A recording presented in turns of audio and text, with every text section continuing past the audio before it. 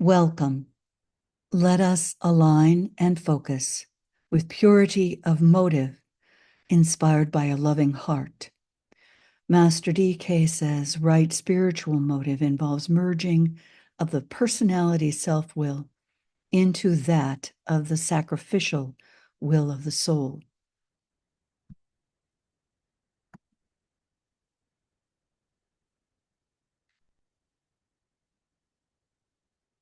Expectation can be viewed from many different standpoints, as one of our group members stated. Expectations in our personal life or in our groups can be negative or positive. This individual went on to say more. Expectations are often about value, outcome, usefulness, worthiness, and come from our imagination. Usually using the imagination, which comes from past experience and reacts to past experience, and is part of the lower self. The lower mind can't imagine outside the box of experience for each individual, all imprinted, and even wishful thinking is based on experience. Many years ago, there were several programs using the mantra of positive expectation. What you conceive and believe you can achieve. Some practiced this approach without a sense of reasonable steps to accomplishing the goal, and without considering the physical, emotional, and mental limitations to guide the process of even setting the goal. Expectations are naturally tainted by emotions, hopes, ideals we hold dear, and therefore these expectations create glamour and are part of the world of illusion. How can we go beyond the expectations of the lower mind?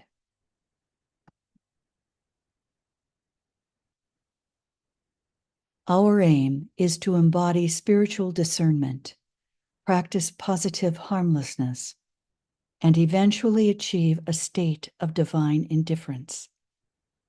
As we dispel illusion, dissipate glamours, devitalize Maya in all our relationships. Master DK tells us that those who wholeheartedly undertake this process of occult meditation, of which the technique for the dissipation of glamour is part, know thyself, proceed slowly and with caution, study effects. Those who are in preparation for initiation, he goes on, must learn to work consciously with glamour. We must work effectively with the presented truth, ignoring any pain or suffering or mental questioning, which is incident to personality rebellion and limitation. We must cultivate that divine indifference to personal considerations, which is the outstanding hallmark of the trained initiate. The act of naming. Prior to beginning the technique of light for the dissipation of group glamour, we agree upon the glamour that impacts aspirants and yet is not a minor glamour. Today, the glamour of expectation as a hindrance to group progress. This is false expectation. Consider the hindrances that this glamour manifests in your life and group work. See your part in it. Name your part in it. We will hold silence for 3 minutes.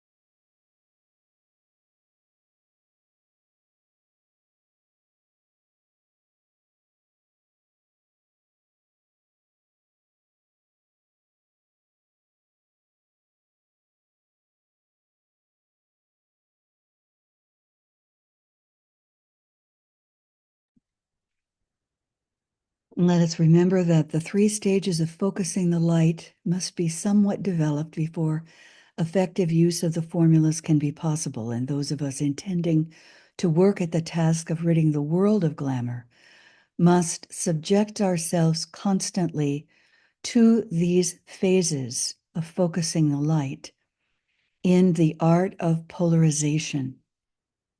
We must have an understanding of the apparatus of thought, of the creation of thought forms, and of the nature of the thinker. We must still be polarized emotionally, yet in group work, relatively free from astral control. This astral liberation must, to the certain extent, control the choice of those who are to work at major dissipations. Those of us working in group formation will have to achieve a measure of mental focus, but for the purposes of the work to be done, we will focus ourselves consciously and deliberately upon the emotional plane through the control of the 3 bodies, physical, astral, and mental. And we shall continue to work regularly on the dissipation of our individual glamours. Those of us participating today have made these commitments to our group by the very fact of their attendance.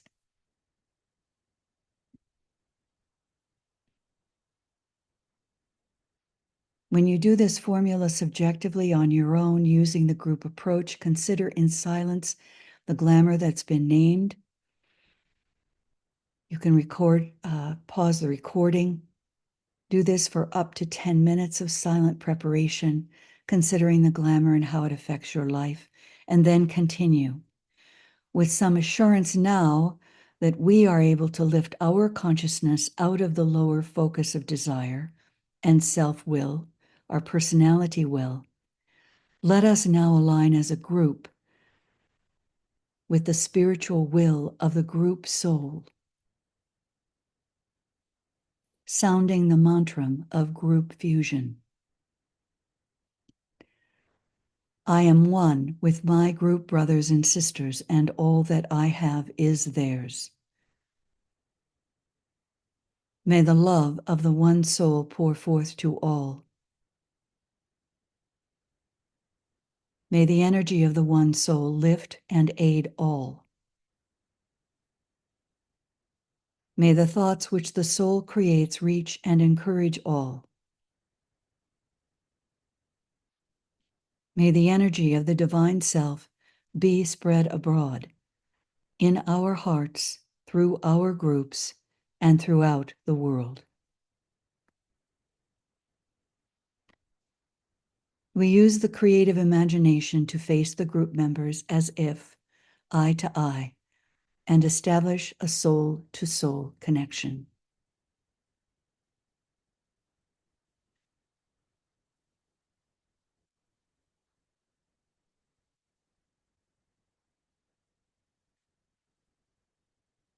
See each one of the group members as we in silence withdraw from personal and world affairs and center on the work to be done, setting up a magnetic field of positive, receptive activity.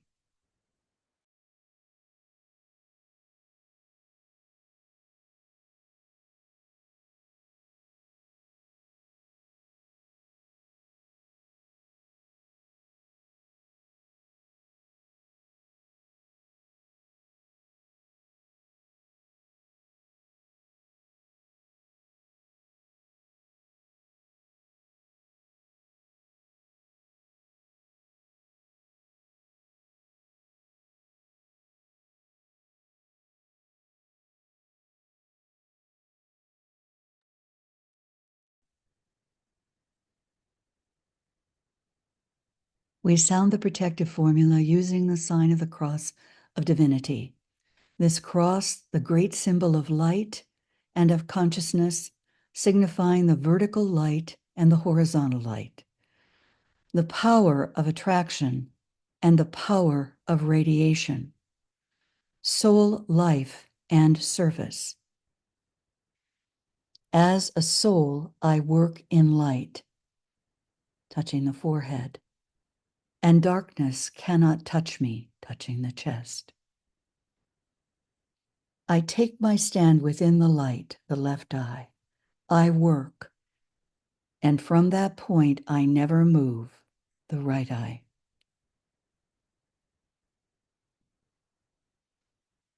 Maintaining a focused, immovable will as our point of tension, this identification of the brain, mind, and soul with the will aspect, and the preservation of that identification unchanged and immovable in all circumstances and difficulties. Remembering always, as DK says, that the will aspect is contacted only from the mental plane, and only those, therefore, who are working with and through the mind can begin to appropriate this energy of the will.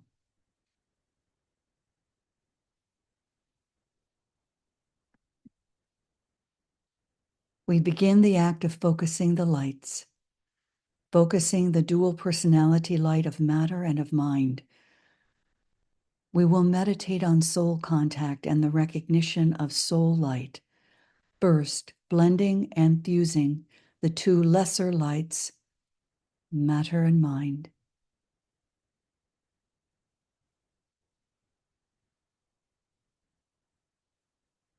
And of soul light as an individual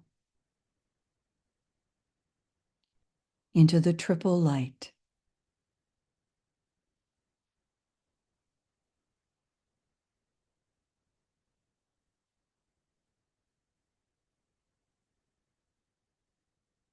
Then, carrying this forward as a group, each of us making our contribution and consciously attempting to visualize the process of blending the triple light which each of us contributes into one sphere of light.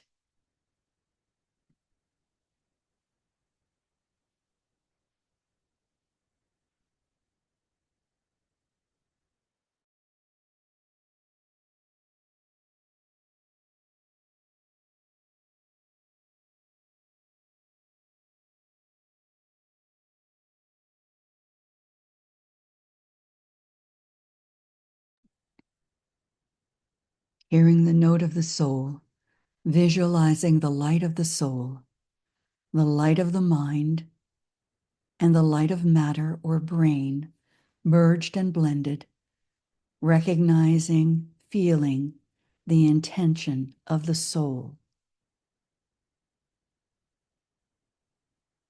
From that high point of soul focus, using the triple light, we merge and blend our individual lights and then see the individual lights merging and blending into one group center.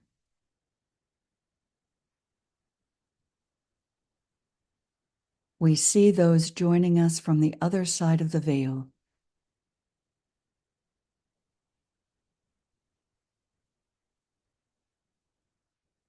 We see the light of the senior disciples and initiates serving to dissipate glamour, bringing their light as this triple light, the group light.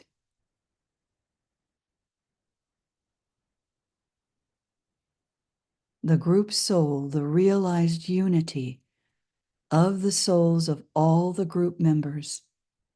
This great searchlight grows, expands into one great light, still quiescent and not radiating out.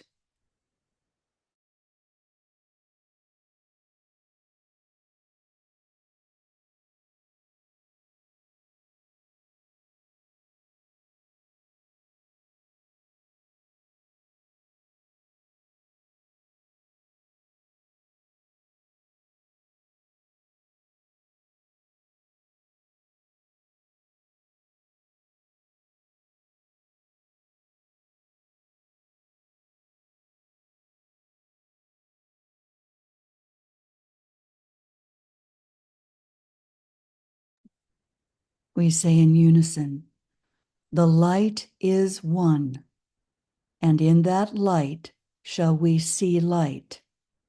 This is the light that turns the darkness into day.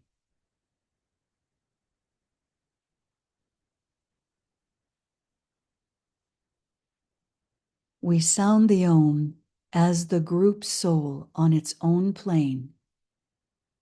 The Om sounded forth by the group soul, the realized unity of the souls of all the group members.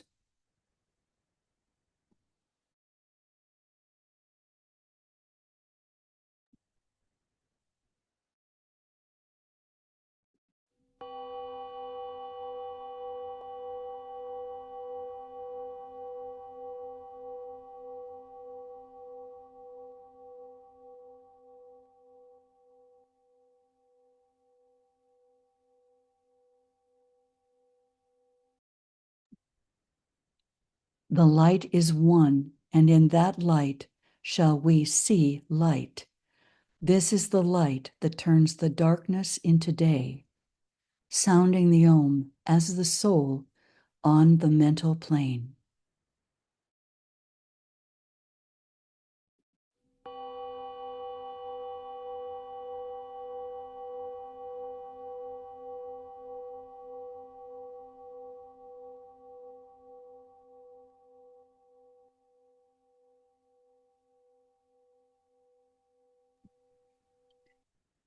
The light is one, and in that light shall we see light. This is the light that turns the darkness into day.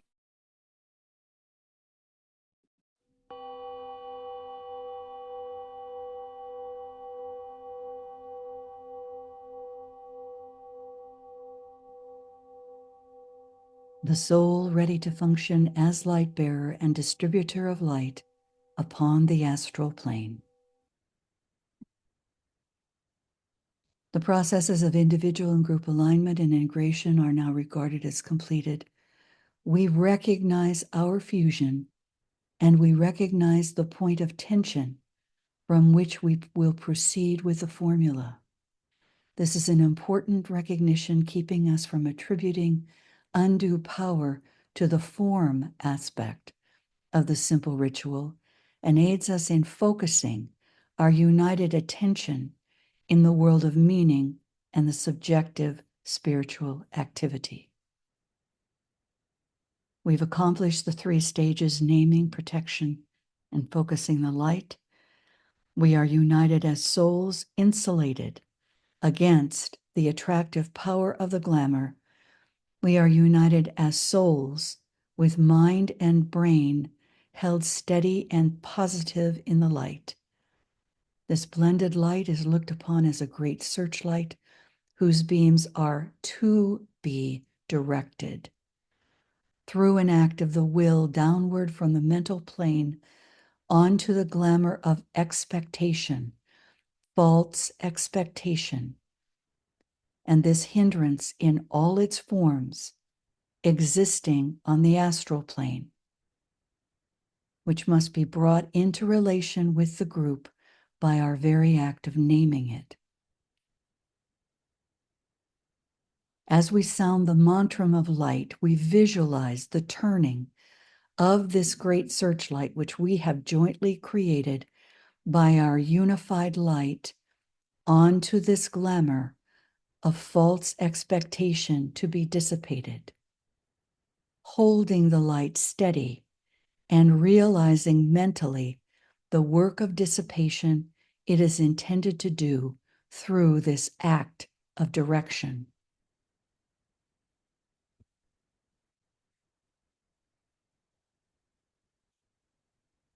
Radiance we are and power. We stand forever with our hands stretched out, linking the heavens and the earth, the inner world of meaning and the subtle world of glamour. We reach into the light and bring it down to meet the need. We reach into the silent place and bring from thence the gift of understanding. Thus, with the light we work and turn the darkness into day. Pause for a few minutes as we attempt to throw behind the searchlight our united, directed, and dynamic will or intent along the projected beam of light, the destructive quality of the spiritual will, destructive to all that hinders the manifestation of divinity. We've attained a point of tension. We are united and dedicated as individuals in the group in our will to the will of God. This act of will carried on by each member of the group silently with a deep realization that all of us are thus accepted and that it is a group will which is being silently focused as we say together, with power upon its beam, the light is focused on the goal.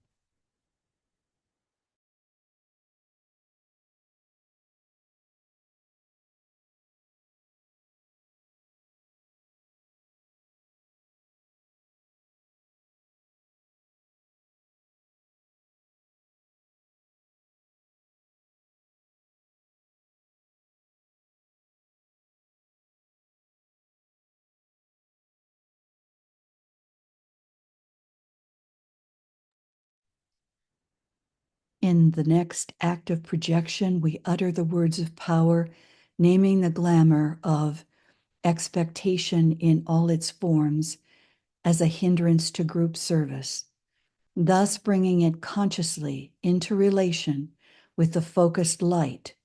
We begin the task of dissipation. The power of our united light prevents the appearance of the glamour of false expectation in esoteric groups.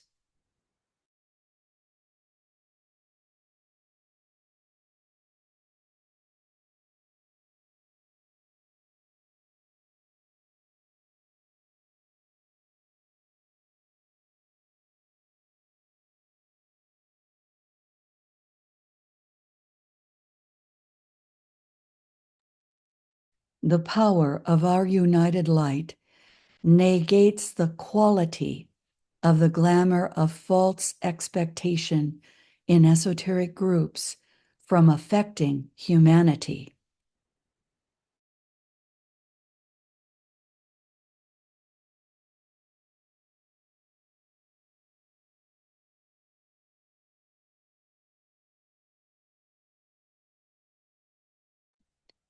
The power of our united light destroys the life behind the glamour of false expectation in esoteric groups.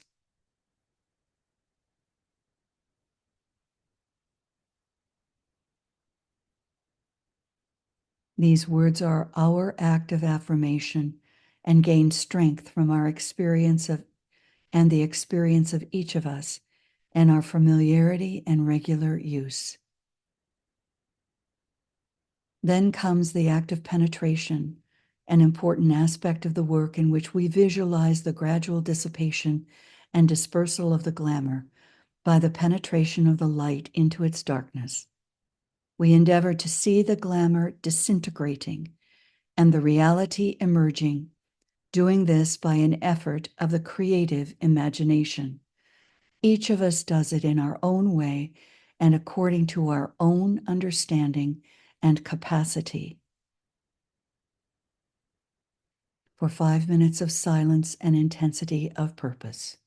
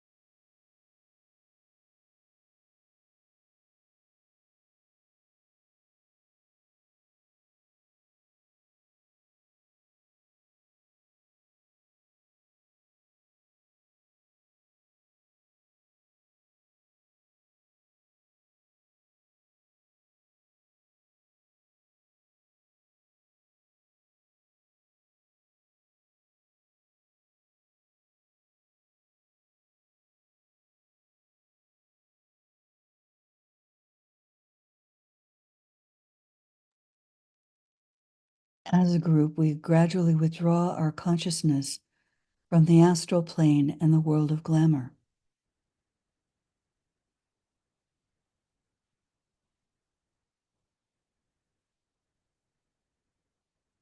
We refocus attention, first of all, on the mental plane.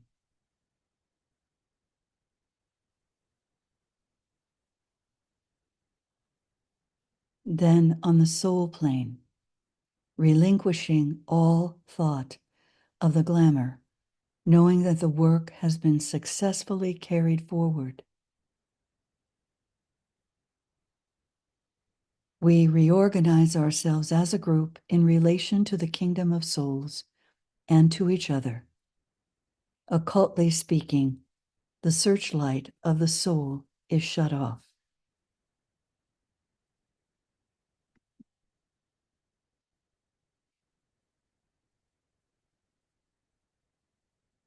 We sound the Om in group formation. And then, in order to emphasize that the group work is ended, I will sound the Om aloud. Om.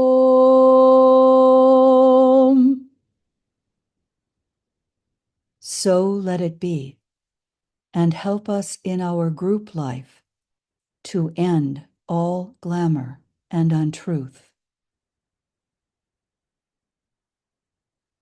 And then as an individual, Om.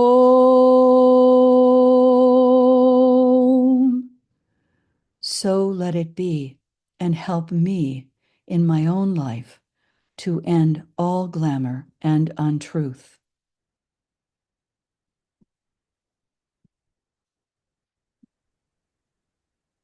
Thank you, everyone. We're going to read this into the recording that will go online.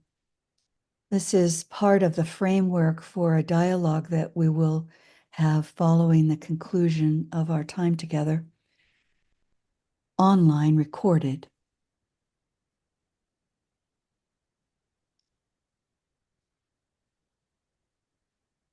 True spiritual expectation suggested from the Blue Books. This is based on a summary that was put together by one of our group members. It's described as a powerful tool for personal and collective transformation. Spiritual expectation serving as a bridge between the material and spiritual worlds. True spiritual expectation as a state of openness and receptivity, an inner condition that aligns individuals with spiritual guidance. True spiritual expectation enabling us to remain open to whatever wisdom or transformation the universe may offer. A mental stance that allows individuals to participate or anticipate a higher, more evolved state for humanity.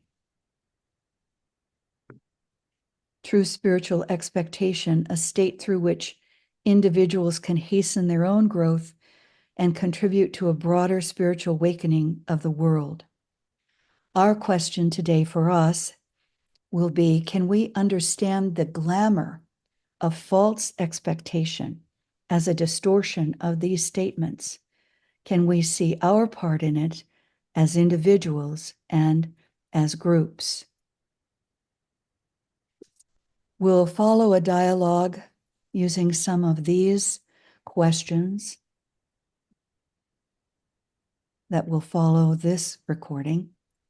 Whenever we see ourselves being locked in an expectation that is coming from fears or emotions, as individuals, what can we do? How do we identify expectations that are coming from a level of arrogance? What do you suggest you can do to assist the group?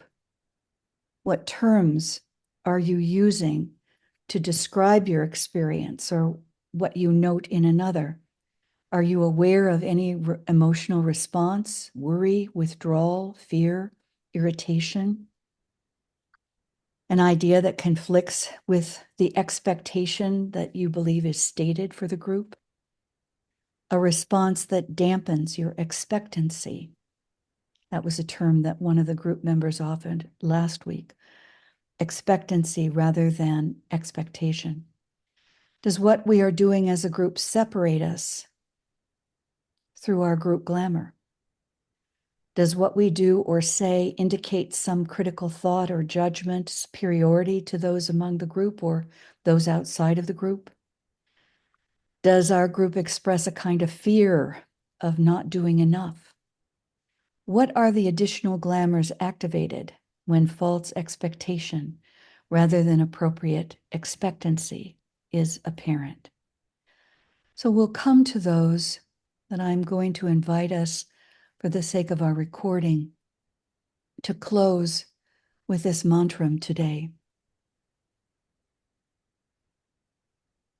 Remembering the fusion that we achieved and the mantra of group fusion and our intention to practice spiritual discernment. In the center of all love we stand. From that center as the soul we outward move. From that center as the ones who serve we work. May the love of the divine self be shed abroad in our hearts, through our groups, and throughout the world.